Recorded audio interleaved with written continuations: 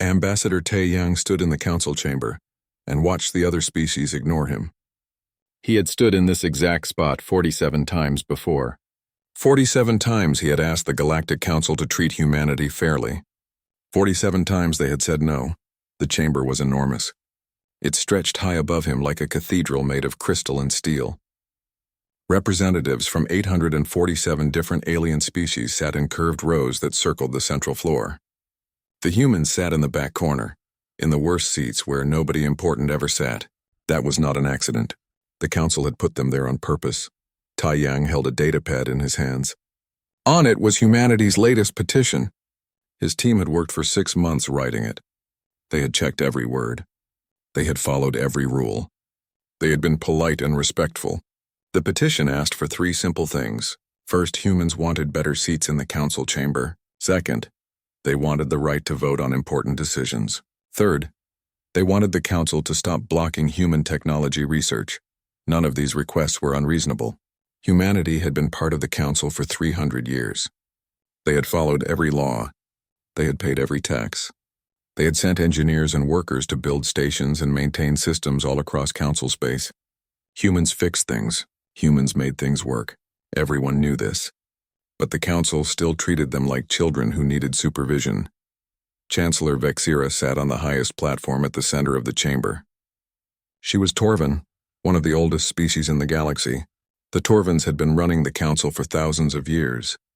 Vexira had silver skin that sparkled under the lights. She had 4 arms and 6 eyes. Right now, none of those eyes were looking at Tae-yang. Tae-yang began his speech. His voice was calm and professional. He explained the petition point by point.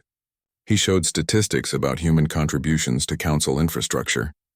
He presented surveys showing that other species respected human workers. He made logical arguments. He stayed polite. Vexira listened for about 3 minutes. Then she held up one hand. Tae-yang stopped talking. The Chancellor looked at him with what might have been amusement. It was hard to tell with Torvins. The Council appreciates humanity's enthusiasm, Vexira said. Her voice echoed through the chamber.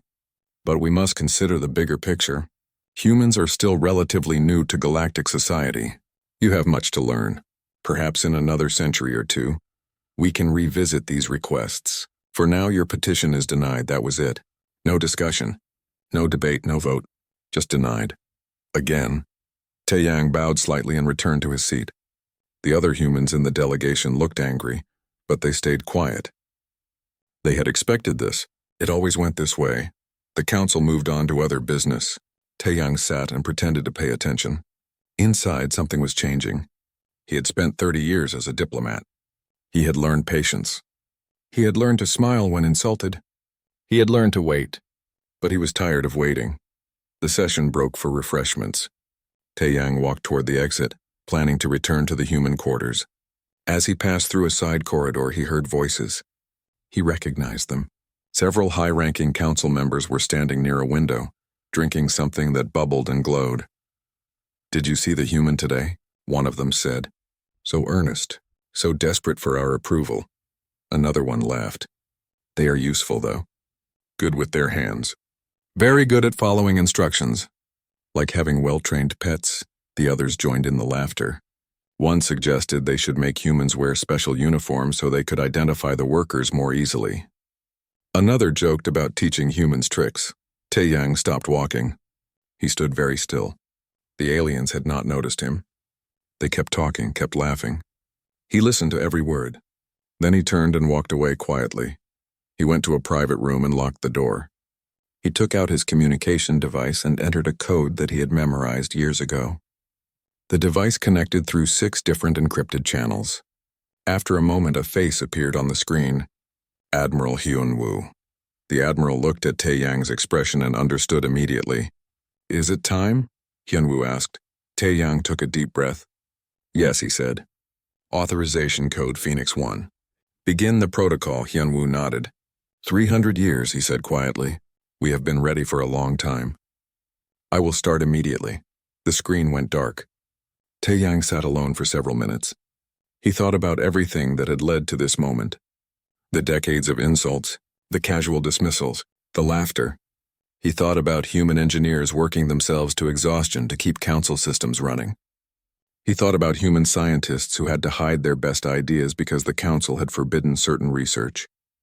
He thought about human children being taught that they were junior partners in a galaxy that would never respect them. No more.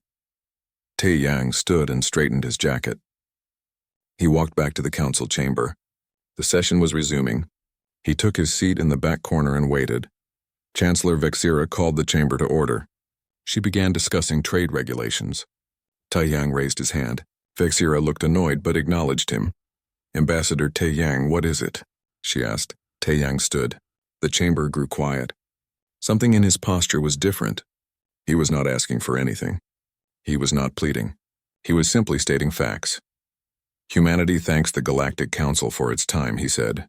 His voice was clear and calm. "We have learned much during our 3 centuries here. We have seen how the Council operates. We have come to understand our place in this arrangement, and we have made a decision." He paused. Every eye in the chamber was on him now. Effective immediately, humanity is withdrawing from the Galactic Council. We are closing all human embassies. We are recalling all human personnel from Council territories. We are severing all formal relationships with this body. We will not return. Silence, complete silence. Then the chamber erupted. "You cannot do this." Someone shouted, "There are treaties." Another yelled, "You will face sanctions. This is illegal." Chancellor Vexira stood. Her silver skin had gone pale. "Ambassador," she said, and her voice was no longer amused. "Be reasonable. We can discuss your concerns." Tae Yang looked at her. "We have been discussing our concerns for 300 years, he said. "You have made your position clear. Now we have made ours. Goodbye, Chancellor." He turned and walked toward the exit. The entire human delegation stood and followed him. They moved in perfect silence. Behind them, the council chamber descended into chaos. Aliens shouted at each other. Some demanded the humans be arrested. Others wanted to know what treaties said. Vexira tried to call for order, but nobody listened. The humans walked out. They did not look back. In the corridor outside, one of the younger human diplomats looked at Tae Yang. "What happens now?" she asked. Tae Yang allowed himself a small smile. "Now," he said, "they learn what they have lost." Admiral Hyun Woo sat in the command center deep beneath Seoul and watched numbers scroll across multiple screens. Each number represented a ship, a station, or a group of humans somewhere in council space. There were millions of them. Getting them all home would be the largest evacuation in human history. He had been planning this operation for 23 years. Every detail had been prepared. Every ship had been positioned.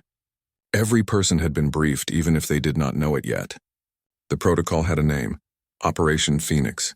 From the ashes of humiliation, humanity would rise independent and strong. "Send the signal," Hyun-woo said. His communications officer pressed a button. Across human space and throughout council territories, encrypted messages began arriving on personal devices. Millions of humans received the same simple instruction: come home, now. On a mining station orbiting a gas giant, human workers stopped their shifts. They walked to the docking bay where a transport ship was already waiting. The alien supervisors tried to stop them. The humans ignored them and boarded the ship. On a research facility near council headquarters, human scientists downloaded their work and erased their computers. They packed their belongings in silence and left. The alien researchers watched them go, confused and angry. On 73 different space stations, human engineers shut down the systems they had been maintaining for decades. Life support stayed on. Basic functions continued, but the complex systems that made everything work smoothly began to fail. The engineers left instructions in sealed containers. The instructions were simple: hire humans as equals or figure it out yourselves. Captain Jiwon commanded a stealth ship in deep council space. Her mission was more dangerous than most. She had to extract humans from hostile territories where local governments might try to keep them by force. Her ship dropped out of faster than light. Travel near a planet called Crick 750. Human technicians worked at a military installation there. The Crixians were not friendly to humans. They viewed them as tools. Jiwon knew the Crixians would not let the humans leave willingly. Her ship stayed invisible. Human stealth technology was better than council systems, though the council did not know that. They had forbidden humans from developing military technology. Humans had developed it anyway, in secret facilities far from council eyes. Jiwan sent a coded signal to the technicians on the surface. Within an hour, they had gathered at a predetermined location. Jiwan's ship descended silently. The boarding took 4 minutes. Then they were gone, leaving confused Crixian guards wondering where 50 humans had disappeared to. Technical Director Bora worked from a command ship near the edge of human space. Her job was different from the others. She was not evacuating people. She was dismantling human contributions to council infrastructure. Bora had spent 5 years cataloging every system that humans built or maintained throughout the galaxy. The list was shocking. Humans had become essential to galactic civilization. They fixed things that broke. They improved things that barely worked. They maintained systems that aliens had built but did not fully understand. Now Bora was shutting it all down, not destroying it. Humans were not cruel, but they were removing their expertise. If the council wanted these systems to work, they would have to learn how to maintain them themselves. The communication network was first. Humans had designed 80% of it. The original council network had been slow and unreliable. Humans had rebuilt it over 2 centuries. Now, as human technicians withdrew, the network began experiencing delays. Messages that should take seconds started taking hours. Trade route coordination was next. Humans ran the logistics systems that kept thousands of ships moving safely through crowded space lanes. Without human traffic controllers, ships began experiencing delays. Some nearly collided. Trade slowed to half its normal speed within a week. Back at council headquarters, Chancellor Vexira held an emergency meeting. Her advisors looked worried. "They are actually leaving," one advisor said. "All of them. We have reports from every sector. Humans are abandoning their posts." "Then stop them," Vexira ordered. "Use the defense fleet. Close the borders. We tried, Chancellor." The defense fleet commander entered the room. He looked shaken. "We attempted to blockade the human colony at Proxima Station. They refused to comply, then arrest them." The commander hesitated. "Chancellor, the humans have weapons we did not know about. Our ships approached the colony. Their defense platforms disabled our entire fleet without firing a shot. Just shut down all our systems. We drifted helplessly for 3 hours before they restored power and told us to leave." Vexira felt something she had not experienced in centuries. Fear. "That is impossible. Humans are forbidden from developing military technology." The commander showed her a recording. In it, human ships moved with impossible speed and precision. Their weapons were silent but devastatingly effective. It was technology decades beyond anything the council possessed. "How long have they been building this?" Vexira whispered. Nobody answered. Nobody knew. Admiral Hyunwoo watched his screens with satisfaction. The evacuation was proceeding perfectly. 92% of humans in council space had already been extracted. The remaining 8% would be home within 48 hours. A message came through from Captain Jiwan. "All personnel retrieved from hostile zones. No casualties. Returning to base." Another message from Bo-Ra. "Infrastructure shutdown complete. All human-maintained systems are now operating on automatic protocols only. Council species will need to learn fast." Yunwoo allowed himself a brief smile. For 300 years, humanity had been patient. They had been dismissed and insulted. They had been told they were too young, too inexperienced, too inferior, all while secretly preparing for this day. Humans had built hidden shipyards and remote systems. They had trained soldiers in secret bases. They had developed technology that violated council laws because those laws were designed to keep humans weak. And they had done it all while smiling politely and saying, "Yes, sir, and thank you for your guidance." The deception had been necessary. If the council had known humans were preparing to leave, they would have stopped them, by force if needed. So humans had played the part of obedient junior partners while building their escape plan. Now it was too late for the council to stop them. On Earth, people watched the news with mixed emotions. Some were excited. Humanity was finally free. Some were nervous. What would the council do? Some were proud. After centuries of being treated as inferiors, humans had walked away with their heads high. Ambassador Tae Yang gave a speech that was broadcast across all human worlds. He stood in front of cameras and spoke in that same calm voice he had used at the council. "Today, humanity chooses dignity over convenience," he said. "We choose self-determination over acceptance. We choose to stand alone rather than kneel together. The galaxy will learn that respect cannot be demanded. It must be earned. And if they will not give it freely, we will command it through excellence. Across human space, millions cheered. Across council space, millions worried. In her office, Chancellor Vexira looked at reports that grew worse by the hour. Communication failures, trade disruptions, system malfunctions, mining operations shut down, research projects abandoned, defense platforms offline. An analyst entered with another report. This one was different. It was a comprehensive study of human involvement in council infrastructure. Chancellor, the analyst said quietly, "You need to see this. Humans maintain or operate 68% of critical galactic infrastructure. Without them, we face systematic collapse across all major systems." Vexira read the report in silence. With each page, her fear grew. The analysts had detailed everything: communication networks, power grids, transportation systems, medical facilities, food production, water purification, waste management, terraforming, mining, manufacturing, research, defense. Humans had their hands in everything. And nobody had noticed.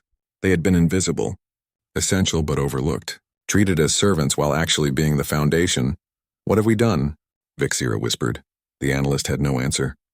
Neither did anyone else. 3 weeks after humanity left, the galaxy began to break. It started small. A communication relay failed on a minor trade route. Not unusual. Equipment failed sometimes.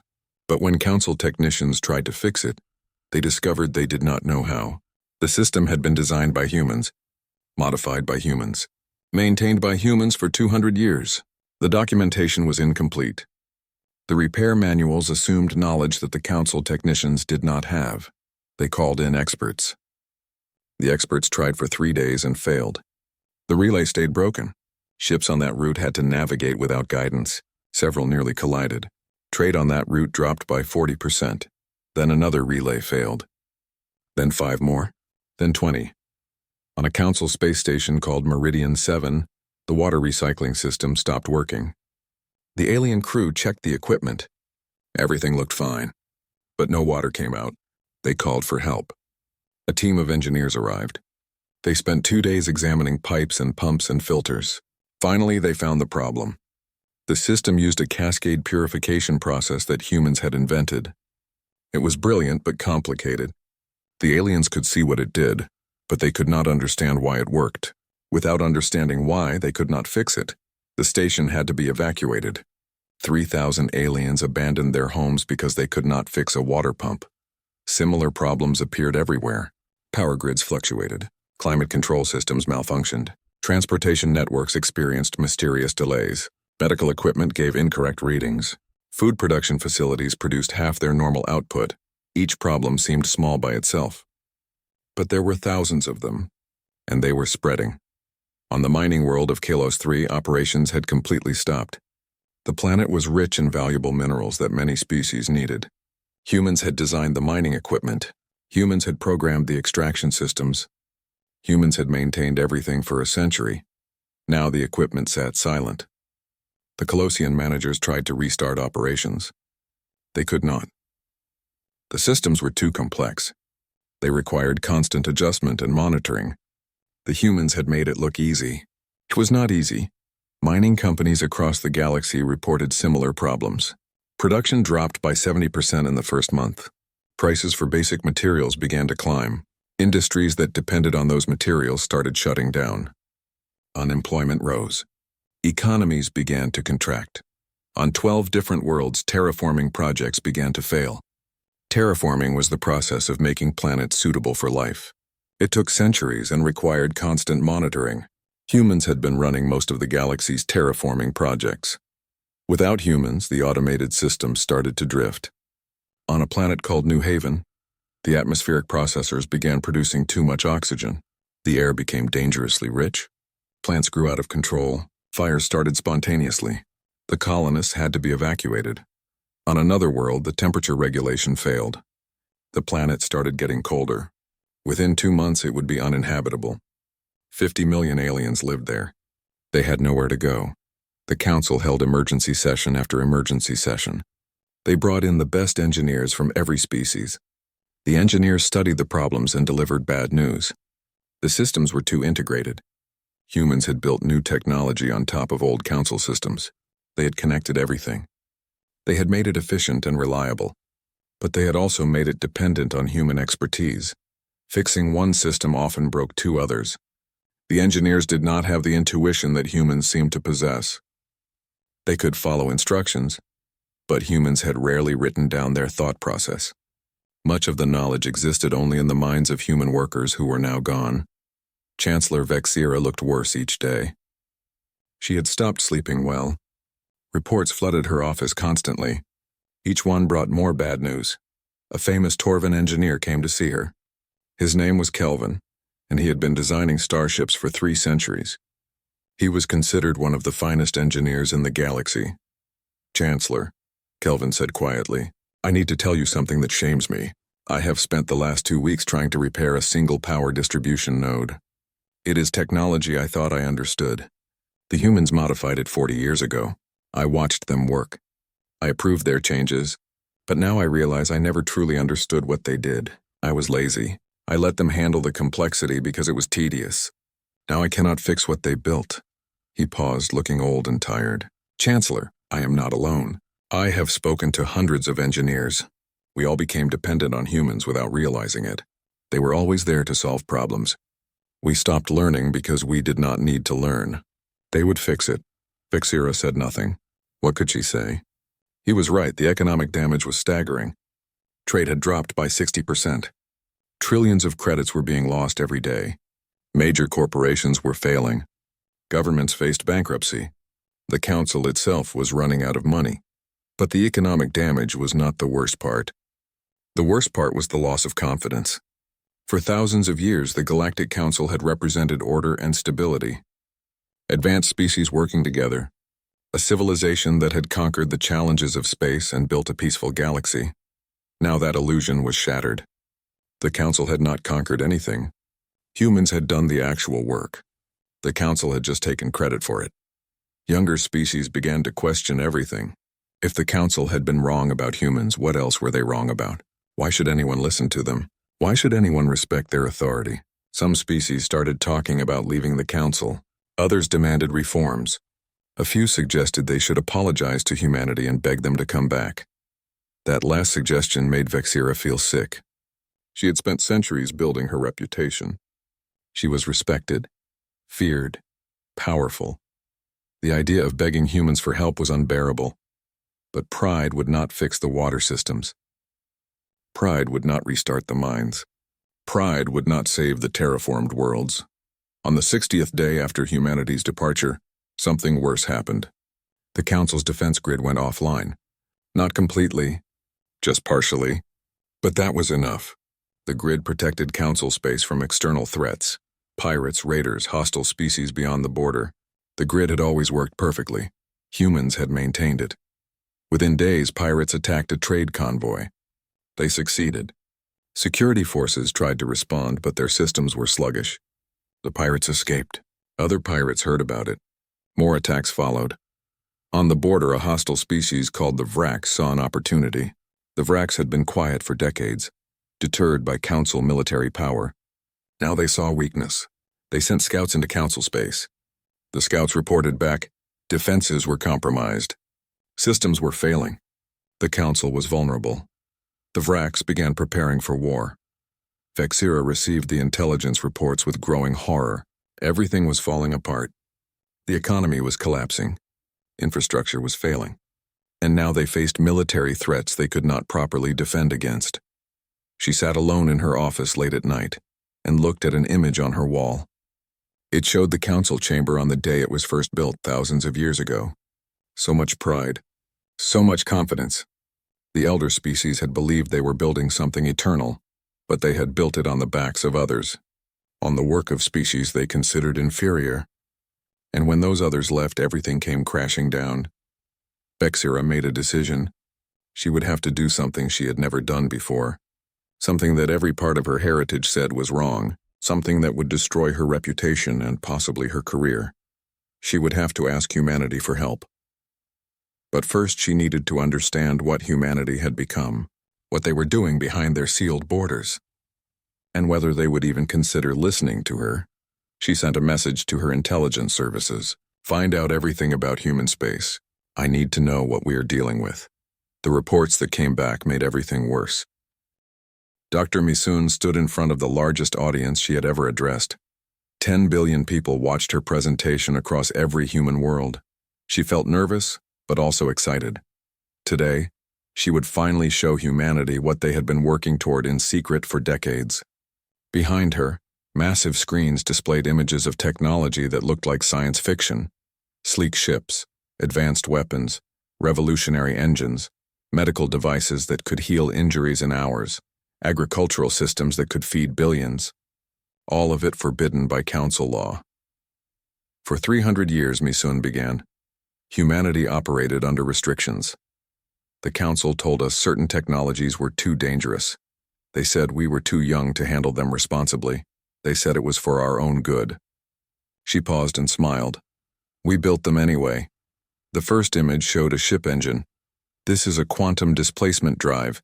It moves a ship through space 10 times faster than council engines. We invented it 40 years ago. We have been using it in secret ever since. Next image. This is an adaptive defense system. It learns from attacks and adjusts in real time. Council weapons cannot touch it. We invented it 60 years ago. Next image. This is a biological terraforming system.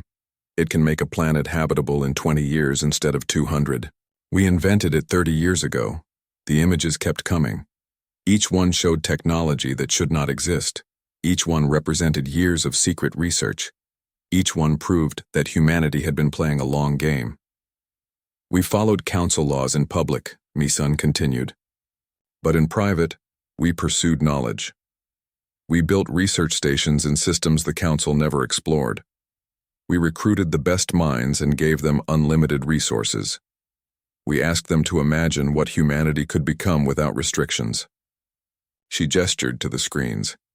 This is their answer. We are not who the council thinks we are. We never were. Across human space, people reacted with amazement. Some had suspected secret projects existed, but nobody had imagined the scale. Humanity had built an entire shadow civilization of advanced technology. In orbit around Mars, Admiral Hyun-woo showed reporters the human defense fleet. The reporters had been told the fleet existed, but seeing it was different. Thousands of ships hung in space. They looked nothing like council designs. They were sleeker, faster, more powerful. This is the pride of humanity, Hyun-woo said. Built in secret shipyards, crewed by volunteers who knew they might never be acknowledged. These ships represent the determination of every human who refused to accept the limits others placed on us. A reporter asked the obvious question, why hide all this? Why not show the council what humanity could do? Hyun-woo looked directly at the camera. Because they would have stopped us. They would have said we were dangerous. They would have used force to destroy our research. So we smiled and bowed and said yes, sir, while building our future in the shadows. We learned that sometimes survival requires deception. On Earth, Ambassador Tae-yang gave his own speech. He stood in the same hall where the United Nations had once met, before humanity expanded to the stars. The symbolism was intentional. 300 years ago, his speech began, humanity joined the Galactic Council with hope. We believed in cooperation. We believed in peace through unity. We were willing to accept a junior position because we thought we would grow into equality. His voice hardened. We were wrong. The Council never intended to treat us as equals. They wanted workers. They wanted servants.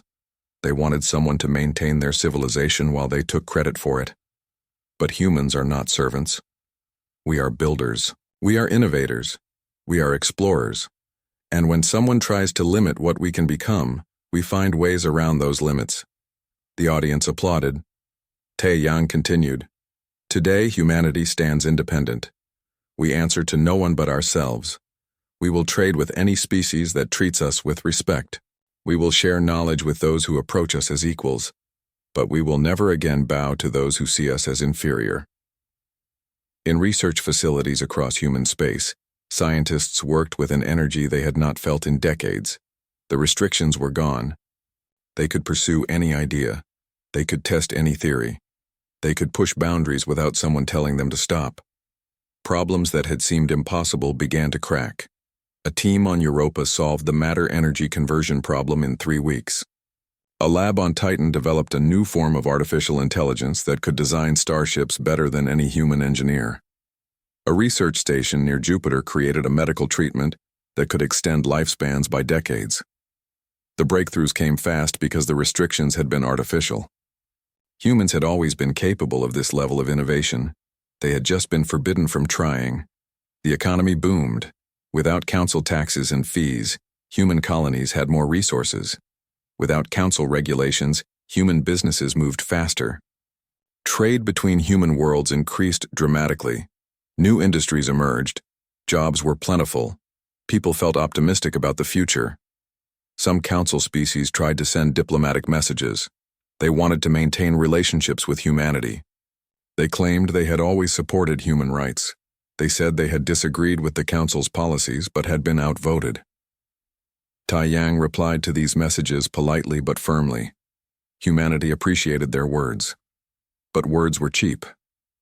If these species truly wanted human friendship, they should prove it. Demand reforms in the council. Treat humans as equals in trade negotiations. Stop supporting the policies that had kept humanity down. Most of the species went quiet after that. A few actually started pushing for reforms. They were the smart ones. They realized that humanity was not going away. Human space was growing. Human technology was advancing. Human influence would only increase. Better to be friends now than enemies later. Captain Jiwan trained new soldiers in combat tactics. The recruits were eager. Humanity finally had a proper military. No more hiding. No more pretending to be peaceful weaklings. Jiwan taught them to be proud, to be strong, to be ready. She told them stories about the evacuation, about extracting humans from hostile territories, about facing down council ships, about the moment when the galaxy realized that humans were not weak. The recruits listened with shining eyes. But Jiwan also taught them restraint. Being strong does not mean being cruel, she said. Humanity left the council because we were treated without respect. We will not become what they were. We will be better. In council space, intelligence agents watched human territory nervously. They sent back reports that alarmed their leaders. Human colonies were expanding rapidly. Human ships moved freely through systems that had been unexplored. Human trade networks were growing. Human military strength was increasing daily. One report concluded with a warning that sent chills through council leadership. Within 10 years, humanity will be the dominant military power in this region of space. Within 20 years, they will surpass us economically. Within 30 years, other species will look to humanity for leadership instead of the council. If we do not repair this relationship, we will be irrelevant. Chancellor Vexira read this report 3 times. Then she read it again. Each time, it said the same thing. The council had made a catastrophic mistake. They had driven away the one species that could have strengthened their civilization. Instead, they had created a rival who would eclipse them, and it was entirely the council's fault. Vexira thought about Ambassador Tai Yang. She remembered how he had stood in the council chamber so many times, always polite, always patient. She had thought he was weak. She had been so wrong. He had not been weak. He had been strategic. While she dismissed him, he had been planning. While she laughed, he had been preparing. He had given the council 300 years to change. They had refused. So he had walked away with dignity. Now the council was paying the price for their arrogance, and Vexira knew that price would only get higher. She made a decision. She would go to human space herself. She would meet with Tai Yang. She would try to repair what her predecessors had broken. It would be humiliating, it might fail. But doing nothing was not an option. The council needed humanity more than humanity needed the council. That was the new reality. And reality did not care about pride. 6 months after humanity left, the Galactic Council faced a crisis unlike anything in their history. The civilization that had lasted for millennia was coming apart. The council chamber itself had become a symbol of failure. During a routine session, the life support system failed. Temperature dropped rapidly. Air became thin. Representatives started gasping. Emergency alarms blared. Everyone evacuated in panic. It took 18 hours to fix. When engineers examined the system, they found that humans had maintained it for the last century. The documentation they left behind was technically accurate, but assumed knowledge the engineers did not have. They had to learn from scratch. It was slow and difficult. The chancellor of the council conducting business from an emergency backup facility was humiliating. Media across the galaxy showed images of representatives fleeing the chamber. The mighty Galactic Council could not even keep their own building functioning. Trade had collapsed to 30% of normal levels. Major shipping companies went bankrupt. The routes that still operated were slow and unreliable. Ships that used to take days now took weeks. Costs increased. Profits disappeared. Economic depression spread across council space. Unemployment hit record levels. When industries could not get materials, they shut down. Workers lost jobs. They stopped buying things. More businesses failed. The spiral continued downward. Social unrest followed. Protests erupted on hundreds of worlds. People were angry. They were scared. Their governments had promised stability and prosperity. Instead, everything was falling apart. And everyone knew why. The humans were gone. Different species began blaming each other. The younger species blamed the elder species for driving humans away. The elder species blamed the younger species for not appreciating the council's wisdom. Old tensions resurfaced. Ancient grudges were remembered. Unity cracked. 3 species formally withdrew from the council. They announced they would handle their own affairs. Others threatened to follow. The council that had united the galaxy was breaking apart. Chancellor Vexira aged visibly. The stress showed in her movements, her voice, her appearance. She held meeting after meeting, trying to hold the council together. It was like trying to hold water in cupped hands. Everything slipped through. Some council members called for her resignation. They blamed her for the human departure. She had been chancellor when it happened. She had dismissed their final petition. She had called them junior partners. This was her fault. Others defended her. She had only continued policies that existed for centuries. Every chancellor before her had treated humans the same way. The mistake was systemic, not personal. But that defense sounded weak even to those who made it. Then the military situation deteriorated. The Vraks, who had been quiet for decades, launched raids into council space. They attacked border worlds. They destroyed stations. They captured ships. Council defense forces tried to respond, but their systems were compromised. Weapons misfired. Sensors gave false readings. Communications were unreliable. Humans had maintained the defense network. Without them, it was degrading rapidly. The Vraks knew this. Their attacks grew bolder. They penetrated deeper into council space. They destroyed more targets. Council forces could not stop them. Panic spread through council worlds.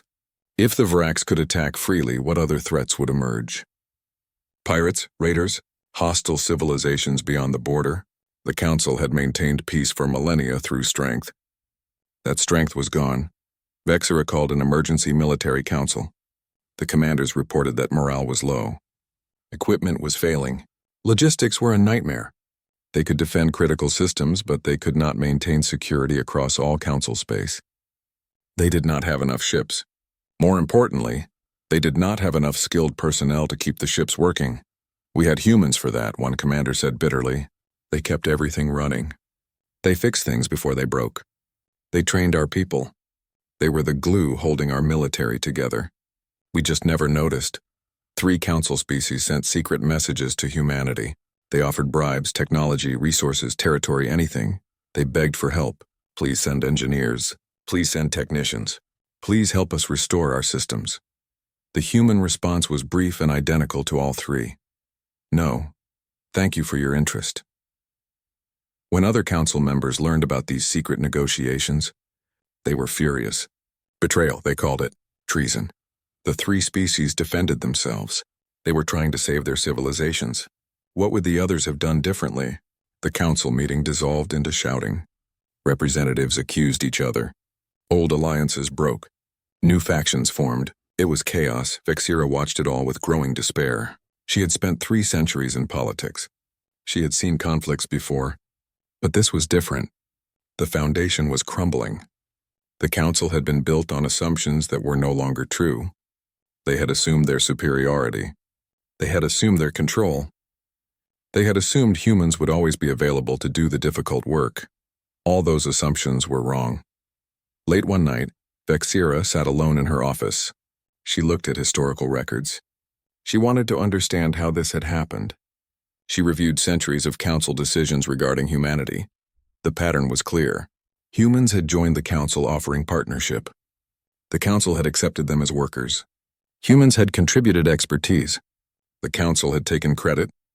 Humans had requested recognition. The council had delayed. Humans had asked for equality. The council had refused. At every step, the council could have chosen differently. They could have recognized human contributions. They could have granted equal status. They could have treated humans with respect. Instead, they had been arrogant, dismissive, cruel, and humans had been patient for 300 years. More patient than any species in galactic history, they had given the council every opportunity to change. Only when it became absolutely clear that change would never come had they left. Vexira felt something she rarely experienced. Shame. Deep, burning shame. She had been part of this. She had dismissed Ambassador Tay Yang so many times. She had laughed at human petitions. She had treated them as annoyances. She had never seriously considered their requests. Why? Because she had believed the council's propaganda. Humans were young, inexperienced, inferior. They needed guidance. They should be grateful for the opportunity to serve. But humans had not needed guidance. They had needed respect. They had not been inferior. They had been underestimated. And they had not been grateful for the opportunity to serve. They had been preparing to leave. Vexira realized something profound. The council had not built galactic civilization. They had ruled it. But humans had built it. Humans had maintained it. Humans had made it work. The council had just worn the crown and taken the credit. Without the builders, the rulers were nothing. A message arrived. Another Vrax attack, another station destroyed, another convoy captured. The military requested emergency funding for repairs. But there was no money. The economy had collapsed. The council was broke. Vexira made her decision. She would have to do something unprecedented, something that would probably end her career, something that went against every instinct of pride and status that her culture valued. She would go to human space. She would meet with Ambassador Tay Yang. She would apologize. And she would beg. It was humiliating. But the alternative was watching galactic civilization collapse entirely. Her pride was not worth that cost. She called her staff. "Prepare my ship. We are going to Earth." They stared at her. The Chancellor of the Galactic Council did not visit other civilizations. Others came to her. This had been true for thousands of years. Vexira looked at them coldly. "That tradition," she said, "is what destroyed us. Prepare the ship. We leave tomorrow." Her staff moved quickly. Word spread through council space. The Chancellor was going to Earth to ask humans for help, to beg them to return, to admit the council had been wrong. Some called it wise. Some called it cowardly. Some called it too late. Vexira did not care what they called it. She had watched her civilization crumble for 6 months. She had tried everything else. This was the only option left. She just hoped humans would listen. And if they would not, then the galaxy would learn a hard lesson about the price of arrogance.